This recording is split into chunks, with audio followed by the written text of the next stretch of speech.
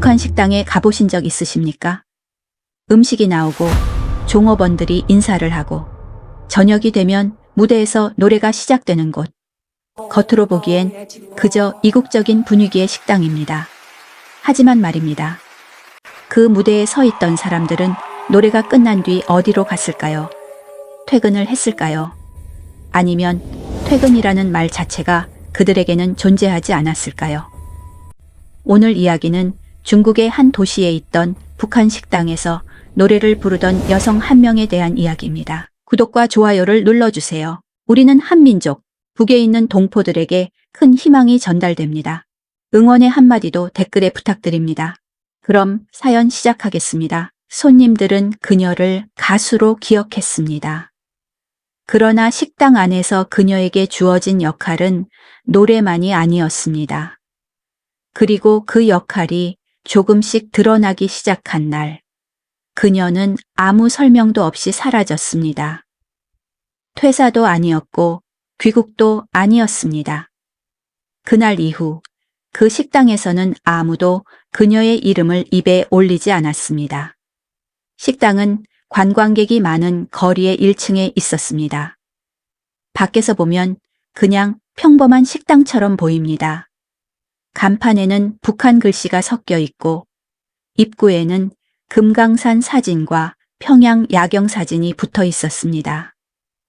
안으로 들어가면 테이블이 촘촘히 놓여 있고 안쪽에는 작은 무대가 하나 있습니다. 스피커는 낡았고 마이크는 늘 같은 자리에 놓여 있었습니다. 벽에는 북한 풍경 사진과 음식 사진, 그리고 환영합니다 라는 문구가 걸려 있었습니다.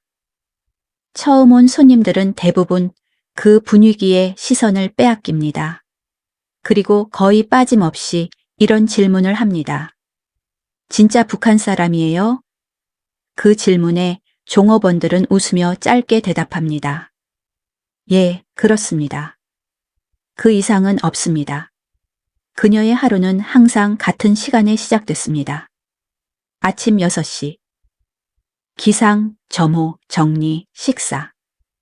숙소는 식당에서 멀지 않은 곳에 있었고 여러 명이 함께 사용하는 구조였습니다. 각자 방이 있는 형태가 아니라 한 방에 침대가 여러 개 놓여 있었습니다.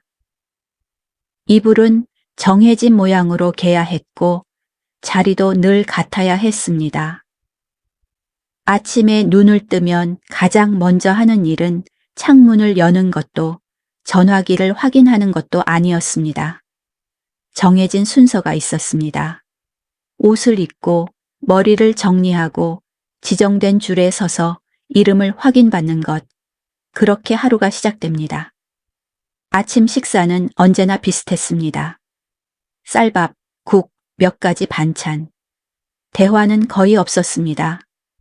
가끔 누군가 아주 조용히 묻습니다. 오늘 손님 많을까? 그러면 또 다른 누군가가 더 조용히 대답합니다. 조용히 하자. 그 말은 대화가 아니라 규칙처럼 반복됐습니다. 식당으로 이동할 때도 항상 단체로 움직였습니다. 혼자 걷는 일은 거의 허용되지 않았습니다. 식당에 도착하면 먼저 청소를 합니다. 테이블을 닦고 의자를 맞추고 무대 주변을 정리합니다. 그녀는 노래를 담당했기 때문에 마이크와 스피커 상태를 꼼꼼히 확인했습니다. 노래는 손님 수와 상관없이 매일 거의 같았습니다. 순서도 의상도 표정까지 정해져 있었습니다. 공연이 시작되기 전 그녀는 늘 같은 자리에서 같은 동작으로 짧게 숨을 고릅니다. 손님에게 들키지 않게 아주 잠깐, 그리고 무대로 나갑니다. 노래가 시작되면 손님들은 사진을 찍고 누군가는 조용히 박수를 치고 누군가는 술잔을 들고 웃습니다. 그녀는 그 모든 표정을 봅니다. 하지만 자신의 표정은 바꾸지 않습니다. 그날도 늘 그렇듯 노래가 끝났습니다. 종업원들은 손님 테이블로 가서 정해진 인사를 합니다. 맛있게 드셨습니까? 즐거운 시간 되십시오. 그리고 다시 주방 쪽으로 들어갑니다.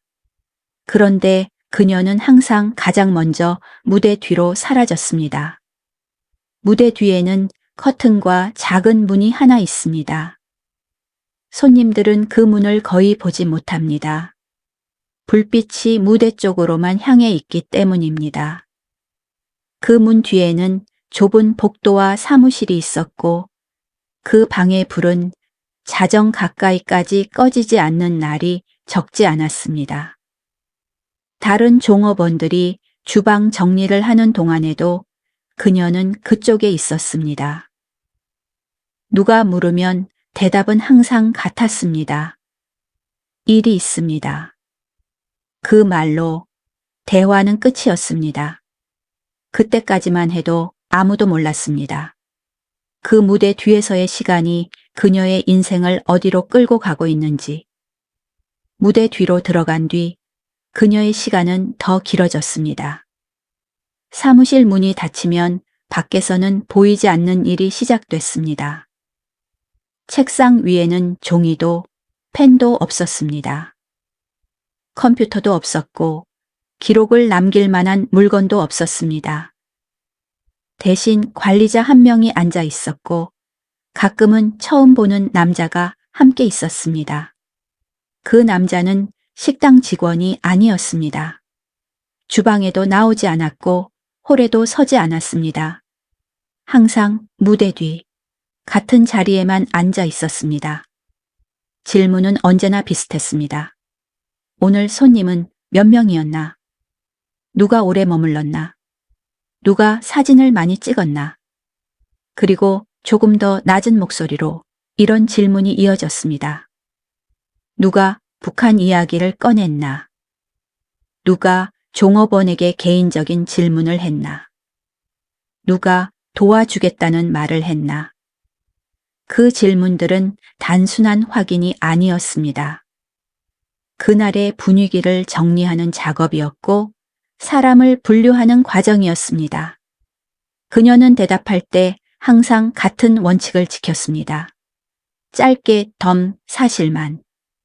추측은 말하지 않았고 느낌도 섞지 않았습니다. 그게 가장 안전했기 때문입니다. 식당에는 규칙이 많았습니다. 하나, 손님과 개인 대화를 길게 하지 않는다. 둘, 전화번호를 받지 않는다. 셋, 선물을 받지 않는다.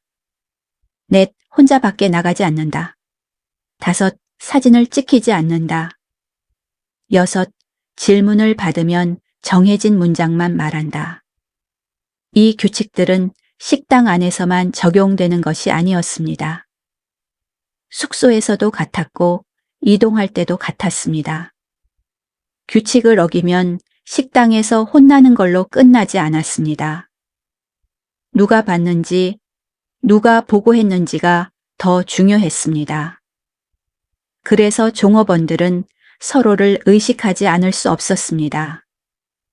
누군가 실수를 하면 그 실수는 그 사람만의 문제가 되지 않았습니다. 같은 죄 있던 종업원들까지 함께 불려갔습니다. 누가 먼저 봤나? 왜 바로 보고하지 않았나? 그 질문은 사실을 묻는 질문이 아니라 침묵을 처벌하기 위한 질문이었습니다. 그녀는 말을 점점 줄였습니다. 말이 줄자 웃음도 줄었습니다. 웃음이 줄자 표정은 굳어졌습니다. 이상하게도 그 표정이 모범적이라는 평가를 받았습니다. 표정 관리가 좋다. 그 말은 칭찬처럼 들렸지만 사실은 경고에 가까웠습니다. 식당에서 가장 위험한 순간은 실수를 했을 때가 아니었습니다. 너무 무난할 때, 눈에 띄지 않을 때, 아무 문제도 없어 보일 때였습니다. 그때부터 관심은 시작됐습니다. 왜 이렇게 조용한가? 문제는 없는가? 그 질문은 보호가 아니라 의심의 시작이었습니다. 그녀는 자신이 이미 기록 속에 들어가 있다는 걸 느끼기 시작했습니다. 아직 불리지는 않았지만 이미 적혀 있다는 느낌. 그리고 그 느낌은 곧 현실이 됩니다. 어느 날 단골 손님 한 명이 조용히 말을 걸었습니다. 노래 힘들지요? 그녀는 대답하지 않았습니다. 그런 질문에는 정해진 답이 없었습니다. 손님은 다시 말을 이었습니다. 여기서 오래 일했어요. 그녀는 웃지도 고개를 끄덕이지도 않았습니다. 그날 밤 그녀는 무대 뒤 사무실에 유난히 오래 앉아 있었습니다. 불을 켜고 아무 말 없이. 그리고 다음 날부터 그 단골 손님은 식당에 나타나지 않았습니다. 하루, 이틀, 일주일이 지나도 오지 않았습니다. 그 이후 관리자의 표정이 달라졌습니다. 종업원들의 말은 더 줄었고 식당의 공기는 눈에 띄게 무거워졌습니다. 그리고 그녀는 관리자에게 불려갔습니다. 질문은 아주 짧았습니다. 그 사람 무슨 말을 했나? 그 질문은 짧았지만 그녀의 하루를 완전히 바꿔 놓았습니다. 그녀는 바로 대답하지 않았습니다. 대답을 고르는 시간이 아니라 말을 꺼내도 되는지 판단하는 시간이 필요했기 때문입니다. 특별한 말은 없었습니다. 그녀는 그렇게 말했습니다. 관리자는 고개를 끄덕이지도 반박하지도 않았습니다. 그저 한참 동안 그녀를 바라봤습니다. 말이 없을수록 공기는 더 무거워졌습니다. 그날 이후 그녀의 일상에는 작은 변화들이 생기기 시작했습니다. 무대에 서는 순서가 조정됐고 노래 횟수가 조금씩 줄었습니다. 대신 무대 뒤에서 대기하는 시간이 늘어났습니다. 사무실 문이 닫히고 불이 켜지는 시간이 잦아졌습니다. 질문도 달라졌습니다. 단골 손님에 대한 질문은 점점 사라졌고 대신 그녀의 태도에 대한 질문이 늘었습니다. 왜 그날 눈을 피했나? 왜 대답을 하지 않았나? 왜 웃지 않았나? 그 질문들은 정답을 요구하지 않았습니다. 반응을 보기 위한 질문이었습니다. 그녀는 항상 같은 방식으로 대답했습니다. 규칙대로 했습니다. 그 말 외에는 아무것도 덧붙이지 않았습니다. 하지만 규칙은 그녀를 보호해 주지 않았습니다. 며칠 뒤 그녀는 낯선 방으로 불려갔습니다. 식당 사무실이 아니라 숙소에서도 아닌 곳, 창문이 없고 벽이 비슷한 색으로 칠해진 방. 그 방에는 의자 2개와 탁자 하나가 놓여 있었습니다. 그리고 그 남자가 앉아 있었습니다. 늘 무대 뒤에 있던 이름을 알 수 없던 그 남자. 이번에는 관리자도 함께 앉아 있었습니다. 질문은 더 구체적이었습니다. 그 손님은 몇 시쯤 왔나? 어디에 앉았나? 무슨 음식을 주문했나? 누구와 눈을 마주쳤나? 그녀는 기억을 더듬었습니다. 날짜, 자리, 주문한 음식. 기억을 말하는 동안에도 그녀는 자신이 시험을 받고 있다는 걸 느꼈습니다. 기억이 틀리면 안 됐고 망설여도 안 됐습니다. 그날 이후 그녀는 스스로를 감시하기 시작했습니다. 말하기 전에 한 번 더 생각했고 움직이기 전에 한 번 더 멈췄습니다. 식당에서 그녀의 표정은 더 단단해졌습니다. 손님이 웃어도 따라 웃지 않았고 농담을 던져도 표정을 바꾸지 않았습니다. 그런 태도는 오히려 관리자들의 관심을 더 끌었습니다. 요즘 너무 조심하는 것 같다. 그 말은 칭찬도 지적도 아니었습니다. 경계선에 있다는 신호였습니다. 숙소 분위기도 달라졌습니다. 다른 종업원들은 그녀에게 말을 걸지 않았습니다. 혹시라도 연결돼 보일까봐. 누군가 조심스럽게 묻습니다. 괜찮아? 그녀는 고개만 끄덕였습니다.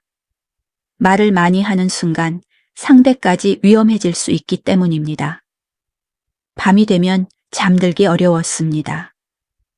눈을 감으면 그날 들었던 질문들이 순서 없이 떠올랐습니다. 왜 그날 그 손님은 그런 말을 했을까? 왜 그 질문 하나가 이렇게 큰일이 되었을까?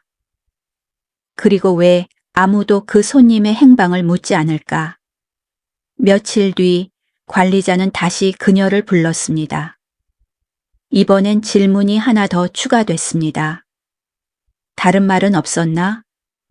그녀는 고개를 저었습니다. 관리자는 아무 말 없이 그녀를 오래 바라봤습니다. 그 침묵이 가장 위협적이었습니다. 그날 이후 그녀의 일정표에는 이상한 공백이 늘어났습니다. 노래가 없는 날, 대기만 하는 시간, 이유 없는 호출. 그리고 그녀는 점점 무대보다 무대 뒤에 더 오래 머물게 되었습니다. 그때부터 그녀는 이 일이 조사라는 걸 확실히 느꼈습니다. 아직 결론은 나오지 않았지만 이미 과정은 시작됐다는 걸. 조사는 결론을 향해 가기보다 사람을 지치게 만드는 방식으로 진행됐습니다. 확실한 증거도 명확한 혐의도 없었지만 의심은 사라지지 않았습니다. 그녀의 하루는 더 쪼개졌습니다. 노래를 부르는 시간, 대기하는 시간, 불려가는 시간. 그중 불려가는 시간이 눈에 띄게 늘어났습니다. 이번엔 질문도 없었습니다. 그저 의자에 앉혀두고 아무 말 없이 기다리게 했습니다. 시간은 알려주지 않았고 끝도 말해주지 않았습니다. 그런 대기가 가장 견디기 힘들었습니다. 아무것도 하지 못한 채 의심 속에 혼자 남겨지는 시간. 그녀는 그 자리에서 자신이 얼마나 오래 버틸 수 있는지 스스로에게 묻곤 했습니다. 어느 날 숙소 규칙이 갑자기 바뀌었습니다. 외출 금지, 통화 제한, 개인 소지품 점검, 설명은 없었습니다. 설명이 없는 변화는 항상 좋지 않은 신호였습니다. 종업원들은 서로 눈을 마주치지 않았고 대화는 거의 사라졌습니다. 그녀가 복도를 걸어가면 대화가 멈췄습니다. 그 침묵이 무엇을 의미하는지 그녀는 알고 있었습니다. 며칠 뒤 관리자는 그녀에게 짐을 정리하라고 말했습니다. 언제, 어디로, 왜, 아무 설명도 없었습니다. 그저 필요한 것만 챙겨라. 그 말뿐이었습니다. 그날 밤 그녀는 숙소 침대에 앉아 오래 움직이지 못했습니다. 짐이라고 해봐야 몇 벌의 옷과 개인 물건 몇 가지뿐이었습니다. 그녀는 그 물건들을 하나씩 바라보다가 다시 내려놓았습니다. 가져간다고 해서 무슨 의미가 있을지 알 수 없었기 때문입니다. 다음 날 그녀는 무대에 섰습니다. 노래는 늘 부르던 노래였습니다. 순서도 같았고 의상도 같았습니다. 손님들은 아무것도 몰랐습니다. 사진을 찍고 박수를 치고 식사를 했습니다. 그녀는 노래를 마친 뒤 고개를 숙였습니다. 그 인사는 누구에게 보내는 인사였는지 그녀 자신도 알 수 없었습니다. 무대에서 내려온 뒤 그녀는 다시 무대 뒤로 들어갔습니다. 이번엔 돌아오지 않았습니다. 그날 밤 식당의 불은 평소처럼 꺼졌고 음악도 정해진 시간에 멈췄습니다. 모든 것은 늘 그렇듯 정리됐습니다. 다만 한 사람만 빠져 있었을 뿐입니다. 다음 날 아침 숙소의 침대 하나가 비어 있었습니다. 이불은 정리돼 있었고 개인 물건은 모두 사라져 있었습니다. 누구도 설명하지 않았고 누구도 묻지 않았습니다. 묻지 않는 것이 규칙이기 때문입니다. 식당은 그날도 문을 열었습니다. 노래는 다른 사람이 불렀고 손님은 계속 들어왔습니다. 무대는 항상 밝았고 무대 뒤는 여전히 조용했습니다. 그녀가 있던 자리는 곧 다른 사람으로 채워졌습니다. 하지만 그 자리를 기억하는 사람은 점점 줄어들었습니다. 그녀는 어디에도 기록되지 않았고 어디에서도 언급되지 않았습니다. 그렇게 한 사람은 식당에서 사라졌습니다. 그 이후에도 아무 일 없다는 듯 운영됐습니다. 노래는 계속 나왔고 손님은 계속 들어왔고 사진은 여전히 찍혔습니다. 무대 위에서는 아무것도 달라진 게 없어 보였습니다. 하지만 무대 뒤에서는 하나가 분명히 사라졌습니다. 그녀의 이름이었습니다. 종업원 명단에서 그녀 이름은 빠졌고 근무표에서도 그녀의 칸은 지워졌습니다. 누군가 작게 물어본 적은 있었습니다. 그 언니는 어디 갔어? 하지만 그 질문은 끝까지 나오지 못했습니다. 말이 끝나기 전에 누군가 고개를 저었고 누군가는 아예 듣지 못한 척 했습니다. 그게 이곳의 방식이었기 때문입니다. 식당에서 사람이 사라질 때는 이유가 설명되지 않습니다. 해고인지 귀국인지 다른 지역 이동인지 그 어떤 말도 붙지 않습니다. 설명이 붙는 순간 문제가 되기 때문입니다. 그래서 사라진 사람은 존재하지 않았던 사람처럼 처리됩니다. 침대는 바로 정리됐고 개인 물건은 누군가 치웠습니다. 합숙소에서는 그 자리에 다른 종업원이 들어왔습니다. 아무도 왜인지 묻지 않았습니다. 묻지 않는 것이 살아남는 방법이었기 때문입니다. 그녀가 사라진 뒤 식당의 규칙은 더 단단해졌습니다. 표정 교육은 더 잦아졌고 대기 시간은 더 길어졌습니다. 무대 뒤에서 불려가는 횟수도 늘어났습니다. 누구도 그 이유를 설명받지 못했습니다. 다만 모두가 알았습니다. 한번 눈에 띄면 끝까지 본다는 것. 그리고 그 시선은 노래보다 표정을 먼저 본다는 것. 손님들은 여전히 말했습니다. 여기 분위기 좋네요. 노래 잘하네요. 다들 친절하네요. 그 말들은 틀리지 않았습니다. 그녀들은 항상 웃었고 항상 고개를 숙였고 항상 같은 말로 대답했습니다. 하지만 그 웃음은 그들의 것이 아니었습니다. 그 표정은 하루를 마치면 돌려주어야 하는 것이었습니다. 돌려주지 못하면 그 표정의 주인도 함께 사라졌습니다. 북한 식당은 지금도 여러 나라에 있습니다. 무대는 여전히 밝고 노래는 여전히 흐릅니다. 하지만 그 무대 뒤에는 항상 조용한 방이 있습니다. 불이 꺼지지 않는 방 기록이 남지 않는 방 사람만 기억하는 방. 그 방을 오래 드나든 사람은 대개 이야기에서 빠집니다. 이 이야기는 특별한 사건이 아닙니다. 북한 식당이라는 공간이 유지되기 위해 반복되온 방식입니다. 노래하는 사람은 얼굴이 되고 기억하는 사람은 침묵이 됩니다. 그리고 침묵이 너무 길어지면 그 사람은 이야기에서 빠집니다. 다음에 북한 식당이라는 말을 다시 듣게 된다면 무대 위의 노래보다 무대 뒤에 불이 꺼지지 않는 방을 한 번쯤 떠올려 보셔도 좋겠습니다. 그곳에는 지금도 누군가의 하루가 말없이 쌓이고 있으니까요. 이야기는 여기까지입니다.